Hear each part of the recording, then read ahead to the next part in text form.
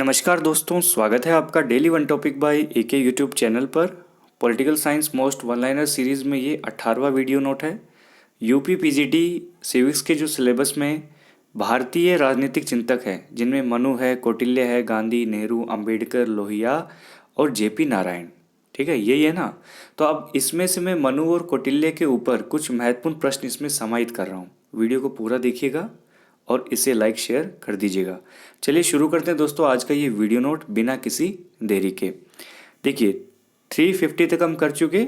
जैसे हमेशा की तरह मैं बोलता हूँ, प्लेलिस्ट है कंप्लीट वीडियोस की, जिनका लिंक आपको कहाँ मिलेगा, डिस्क्रिप्शन में। क्लिक करके आप पहले के वीडियोस देख सकते हैं।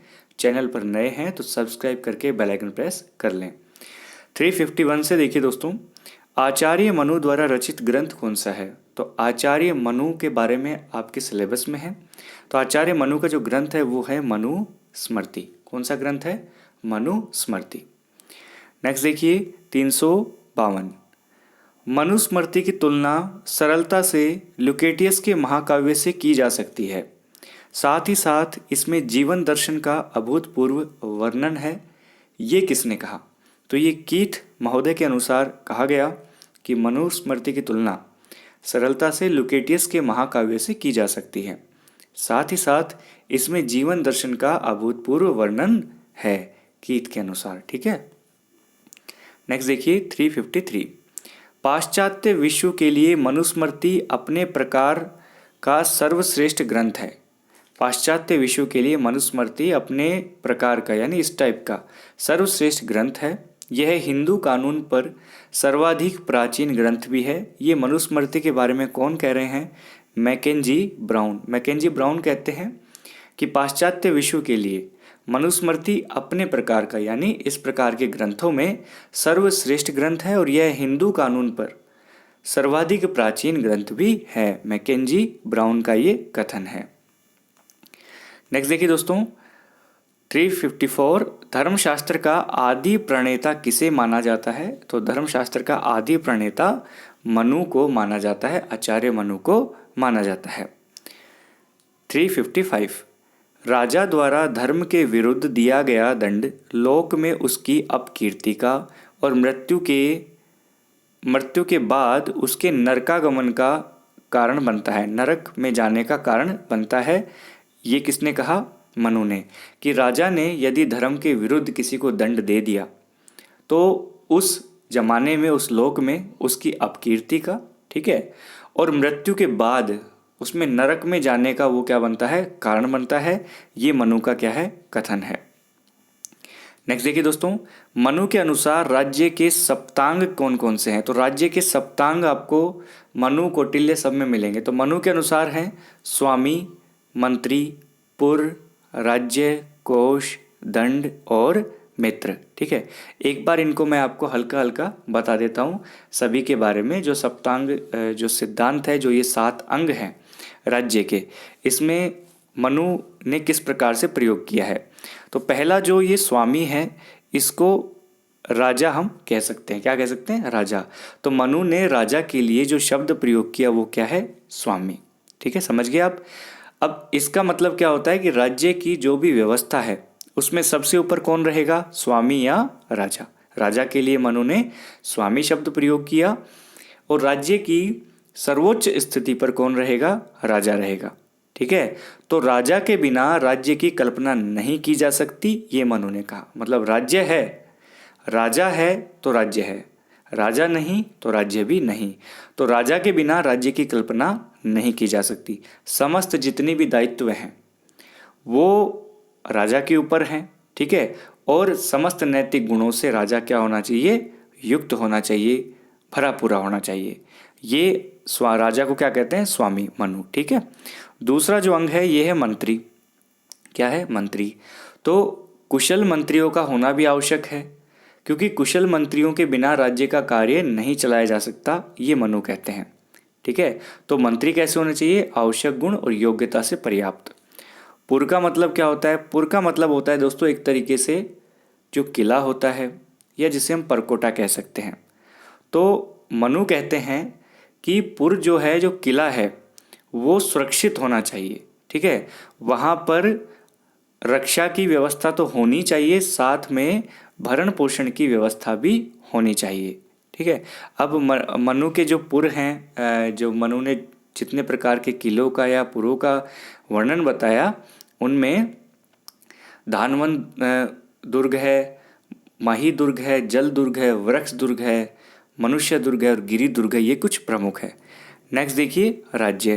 तो मनु के हिसाब से जो सप्तांग में राज्य जो अंग है, राज्य की प्रकृति के रूप में राज्य का जो उल्लेख है वो मनु के हिसाब से भ्रम उत्पन्न करता है। लेकिन मनु ने यहाँ पर राज्य शब्द का प्रयोग उस अर्थ में किया जिस अर्थ में आपको कौटिल्य के प्रयोग में जनपद में मिलेगा।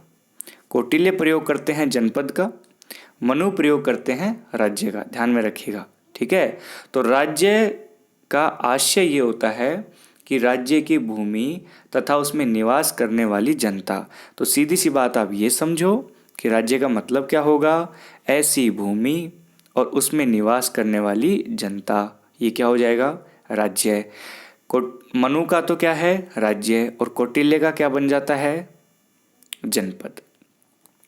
ठीक है। नेक्स्ट देखिए इसमें कोश।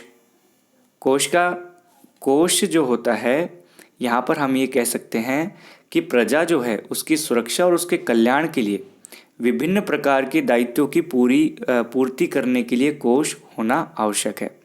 राजा के पास में ये समुचित मात्रा में होना चाहिए। नेक्स्ट जो है इसका अंग वो है दंड। ठीक है। दंड का मतलब होता है कि राज्य की रक्षा करने के लिए एक प्रकार की सेना। ठीक है। तो मनु ने सेना में कई प्रकार के सेना का उल्लेख किया, सेना के अंगों का, रथ सेना, अश्व सेना, जल सेना, पैदल सेना। ठीक है। कई प्रकार के उन्होंने उल्लेख किया। तो सेना के अंगों को सुदृढ़ करके, मजबूत करके राज्य की रक्षा को सुनिश्चित करने का काम कौन करेगा, स्वामी या राजा। ठीक। फिर इसमें है लास्ट मित्र। मित्र का मतलब होता है जो अंतर्राष्ट्रीय राजनीति होती है में राज्य के मित्र या एक राज्य के अन्य राज्यों के साथ जो मैत्रीपूर्ण संबंध बनाए जाते हैं वो इस अंग के अंतर्गत आते हैं। ठीक है। जो कठिन परिस्थितियों में भी राज्य और राजा का साथ दे, ऐसे मित्र होने चाहिए। नेक्स्ट देखिए दोस्तों 357। मनुस्मृति के किस सिद्धांत में राज्य की उत्पत्ति का वर्णन किया गया है। मनुस्मृति के किस अध्याय में हम कह सकते हैं। ठीक है। तो यहाँ पे 7वें अध्याय में राज्य की उत्पत्ति के सिद्धांत का वर्णन किया गया है। तो दोस्तों वीडियो नोट पे आप अभी तक बने हुए हो तो इसे लाइक कर दीजिएगा। राज्य विहीन अवस्था को मनु क्या कहते हैं, तो मत्स्य अवस्था कहते हैं। मनु जब राज्य विहीन मतलब राज्य का अस्तित्व नहीं था तो उस अवस्था को मत्स्य अवस्था कहकर पुकारते हैं। 359। ये कथन किसका है कि मनु ने निसंदेह यह कहा कि जनता राजा को गद्दी से उतार सकती है और उसे मार भी सकती है यदि वह मूर्खता से प्रजा को सताता है। यदि कोई राजा है वो मूर्खता करता है, प्रजा को सताता है, तो जनता राजा को गद्दी से उतार भी सकती है और उसे मार भी सकती है। ये सोलेटोर का कथन है। नेक्स्ट देखिए 360। मनु ने ब्राह्मण को सदैव किस प्रकार का व्यवहार अपनाने को कहा, तो वेद सम्मत व्यवहार अपनाने को कहा मनु ने ब्राह्मण को सदैव वेद सम्मत व्यवहार अपनाने को कहा है। तो ये मनु और मनुस्मृति से संबंधित मैंने कुछ इसमें प्रश्न आपके लिए समाहित किए थे। नेक्स्ट देखिए दोस्तों 361। यहाँ पे कौटिल्य के हम कुछ प्रश्न लेते हैं। राजा के लिए प्रजा के सुख से भिन्न अपना कोई सुख नहीं, प्रजा के सुख में उसका सुख है। ये कौटिल्य का, ठीक है, कौटिल्य का कथन है। ये मैंने आपको पहले भी एक दिन बताया था कि प्रजा के सुख में ही राजा का सुख है। सुप्रसिद्ध रचना अर्थशास्त्र किसकी है, तो कौटिल्य की है। अर्थशास्त्र किसकी रचना है, कौटिल्य की है। अब तक बने हुए हैं तो हर बार की तरह मैं आपसे एक छोटा सा प्रश्न पूछ लेता हूँ। आपके जब जवाब आते हैं तो मुझे बहुत अच्छा लगता है। कौटिल्य की रचना अर्थशास्त्र है। अर्थशास्त्र में किस विषय पर जोर दिया गया है, किस विषय का वर्णन किया गया, आप मुझे बताएंगे। नेक्स्ट देखिए 363। कौटिल्य ने दुर्गों के कितने प्रकार बताए हैं, तो कौटिल्य ने दुर्गों के 4 प्रकार बताए दोस्तों, औदिक, पार्वत, धानवन और वन दुर्ग। औदिक दुर्ग, पार्वत दुर्ग, धानवन दुर्ग और वन दुर्ग। ये कौटिल्य ने 4 प्रकार के दुर्ग बताए हैं। ठीक है, इसे हमें ध्यान में रखना है। 4 प्रकार के दुर्ग औदिक, पार्वत, धानवन और वन कौटिल्य के अनुसार। नेक्स्ट देखिए 364। कौटिल्य के बारे में यह कथन किसका है कि कौटिल्य का राजा अत्याचारी नहीं हो सकता, चाहे वह कुछ बातों में स्वेच्छाचारी रहे, क्योंकि वह धर्मशास्त्र व नीति शास्त्र के सुस्थापित नियमों के अधीन रहता है। श्री कृष्ण राव महोदय का ये कथन है कौटिल्य के बारे में, कौटिल्य के राजा के बारे में, कि इसका राजा अत्याचारी नहीं हो सकता, चाहे वह कुछ बातों में स्वेच्छाचारी ही क्यों ना रहे, क्योंकि वह धर्मशास्त्र और नीति शास्त्र के सुस्थापित नियमों के अधीन कार्य करता है रहता है। श्री कृष्ण राव। 365 देखिए, कौटिल्य के सेना विभाग के अधिकारी को क्या कहते हैं, या सेना विभाग के अधिकारी क्या कहलाते हैं दोस्तों? तो वो कहलाते हैं दंडपाल। क्या कहलाते हैं? दंडपाल। कौटिल्य के अष्टादश तीर्थों में, अष्टादश तीर्थों से क्या आशय है? तो कौटिल्य के जो विभाग थे, विभागाध्यक्ष हैं और जो अधिकारी वर्ग हैं, वो क्या कहलाते हैं? अष्टादश तीर्थ कहलाते हैं, 18 तीर्थ कहलाते हैं। 367। कौटिल्य की न्याय व्यवस्था 2 प्रकार की है। कितने प्रकार की है? 2 प्रकार की। एक तो जो मतलब एक तरीके से हम कह सकते हैं जो न्यायालय है ना, कौटिल्य ने जो न्यायालय की बात कही है, वहाँ पर 2 प्रकार की न्याय व्यवस्था की वो बात कहते हैं। एक तो है दोस्तों धर्मस्तनीय, एक होता है कंटक शोधन। अर्थशास्त्र में इन्होंने इनका वर्णन किया है। 2 प्रकार के न्यायालयों की इन्होंने बात की है, धर्मस्तनीय और कंटक शोधन। ठीक है, इसे हमें ध्यान में रखना है। नेक्स्ट देखिए 368। कौटिल्य के मतानुसार राज्य के कानून के मूल स्रोत कितने हैं? तो 4 हैं जी। राज्य के कानून के जो मूल स्रोत हैं वो 4 हैं, धर्म, व्यवहार, प्रजा और न्याय। तो कौटिल्य के मतानुसार राज्य के कानून के मूल स्रोत निम्न में से कौन से नहीं हैं? या कौटिल्य के मतानुसार राज्य के कानून के मूल स्रोत कौन कौन से हैं? तो आपको पता होना चाहिए, धर्म है, व्यवहार है, प्रजा है और न्याय है। ठीक है, नेक्स्ट देखिए 369। कौटिल्य के अनुसार शत्रु से युद्ध करने के लिए राजा के पास 3 शक्ति होनी चाहिए, उत्साह शक्ति, प्रभाव शक्ति और मंत्र शक्ति। इन 3 प्रकार की शक्तियों के बारे में राजा मतलब भरपूर होना चाहिए, ये शक्तियां होनी चाहिए शत्रु से यदि युद्ध कर रहा है। कौन कहता है? कौटिल्य।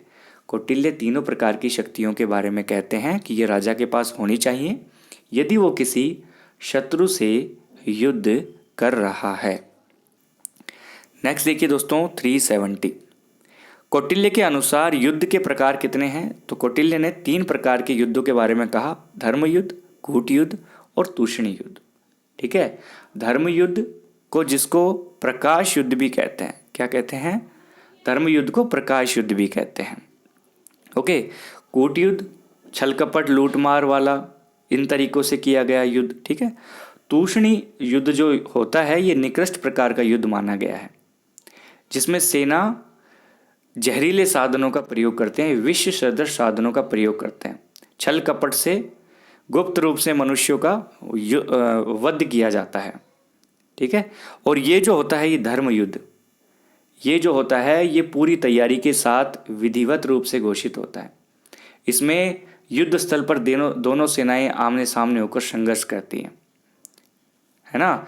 और कुछ नियम होते हैं, जैसे अग्नि का प्रयोग नहीं करते, रणभूमि में शरण में आ जाए शत्रु तो उसको नहीं मारते। तो ये श्रेष्ठ युद्ध हो गया और ये एक तरह से निकृष्ट युद्ध हो गया। इसमें धोखे से उनको मारा जाता है, अपने दुश्मनों को।